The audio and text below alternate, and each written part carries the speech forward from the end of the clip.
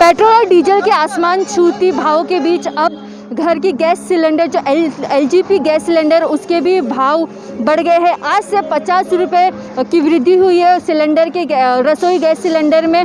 हम यहाँ पे मुंबई के जो महिलाएं हैं हमने उनसे जानने की कोशिश करेंगे कि आखिरकार जिस तरह से गैस सिलेंडर के भाव में इजाफा हुआ है वो किस तरह से देखते हैं। यानी कि जिस तरह से जो भाव थे वो जो पहले थे 700 के आसपास से वो 50 रुपये बढ़ के 750 के आसपास उसका भाव हो गया। तो ऐसे में जो हाउसवाइफ है, जो घर में गृहिणी है, वो किस तरह से देखती है जिस तरह से लगातार हर एक चीज़ों में जिस तरह से भाव लगातार बढ़ते जा रहे हैं। तो ये जानते हैं कि किस तरह से जो गृहिणी है उनका क्या कहना है। अगर 50 रुपये बढ़ गए तो गृहिणी होने के नाते आप किस तरह से देखते हो और कितना इसका असर पड़ेगा आपके ऊपर? बहुत असर पड़ता है और आगे बोलेंगे। आप किस तरह से अभी देख रही है कि घर चलाना कितना मुश्किल हो जाएगा अभी इस वक्त? बहुत मुश्किल हो रहा है। बाकी दूसरे खर्चे भी होते हैं ये सब के अलावा भी, तो सब मैनेजमेंट वगैरह करना पड़ता है। तो इसी के भाव इतने बढ़ते चलेंगे तो फिर बाकी भी होता है ना। और कितना कम होना चाहिए अभी?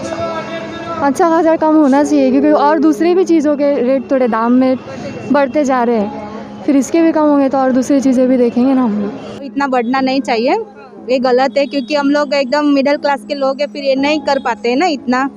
तो प्लीज़ आपसे कुछ हो सके तो आप ही हमारा मैसेज उसके तरफ पहुंचा दीजिए ज़रा। कितना अभी इसका असर जो है ना, आप लोग घर चलाते हैं, इसका कितना असर पड़ेगा जिस तरह से भाव बढ़ते जा रहे गैस सिलेंडर के? क्योंकि वो 50 रुपये अगर बचेगा तो उसके पैसे में दूध भी आ सकता है ना। वो पैसे से हम लोग दूध खरीद सकते हैं, दूसरा कोई चीज़ खरीद सकते हैं। तो उसमें ज़रा आप थोड़ा ध्यान देंगे तो अच्छा है।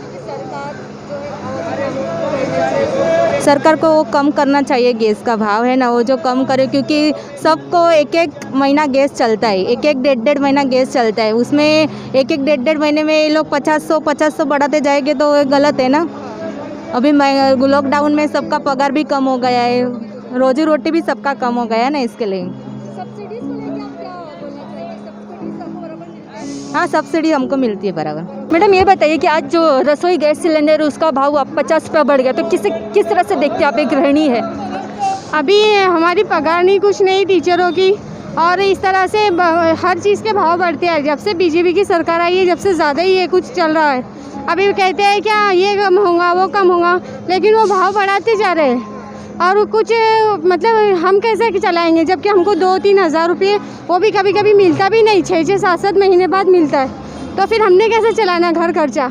इस तरह से भाव बढ़ते जाएंगे तो घर में खर्चे की पड़ जाती है। फिर बच्चे हैं घर में, तो किस तरह से हमने पढ़ाई क्या है बच्चों की, ट्यूशन वगैरह कैसे करना फिर? तो ये सरकार को सोचना चाहिए कि कम कीजिए ज़रा, और भाव बढ़ाने से बेहतर है कि जहाँ तक ही चल रहा है वैसे ही चलाए। और कम से कम टीचरों का भी ध्यान रखें। टीचरों को छोड़ो, बहुत सारे मजदूर है, गरीब है, उनके हालात कैसे चल रहे हैं? जबकि वो 30-40 रुपये रोज़ कमाने वाले हैं, उनका घर खर्चा कैसा चलेगा? जबकि मोदी सरकार कहती है कि इसके क्या कहते फ्री कर देंगे गैस, तो गैस तो फ्री नहीं हो रहा, कहाँ मुफ्त मिल रहा है? सब तो पैसे बढ़ाते जा रहे हैं, हर साल का हो गया हो तो कहाँ से फिर कुछ मिलना है? जो भी भाव बढ़े या जो भी चीज़ें बढ़ी हैं उससे नुकसान तो सिर्फ गरीबों को है, या जो मीडियम है उसमें है, मिडिल क्लास में आते हैं। बाकी जो अपर क्लास के उनको तो कुछ उससे फ़र्क नहीं पड़ता है, इसलिए वो इस पे ध्यान भी नहीं देते हैं।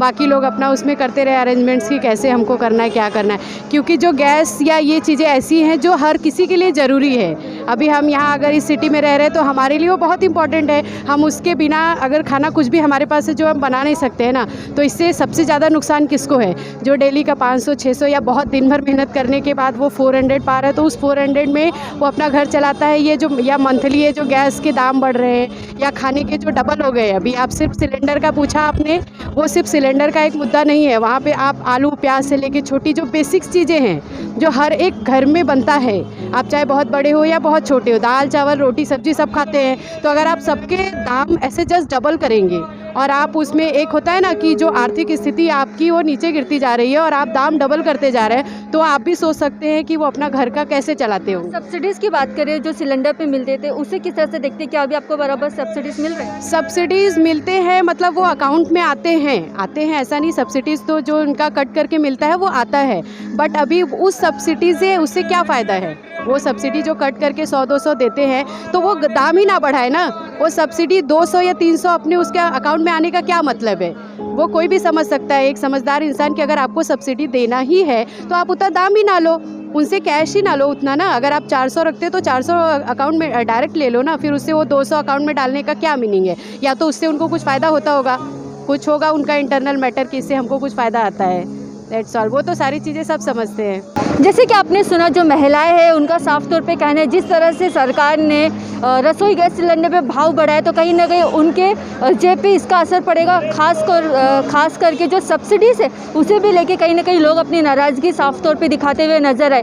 उनका यही कहना है कि जिस तरह से ये लगातार भाव बढ़ रहे, कहीं ना कहीं उनके दिनचर्या पे और आने वाले समय पे इसका खासा असर देखने को मिल सकता है। HM न्यूज़ के लिए सरिता शर्मा।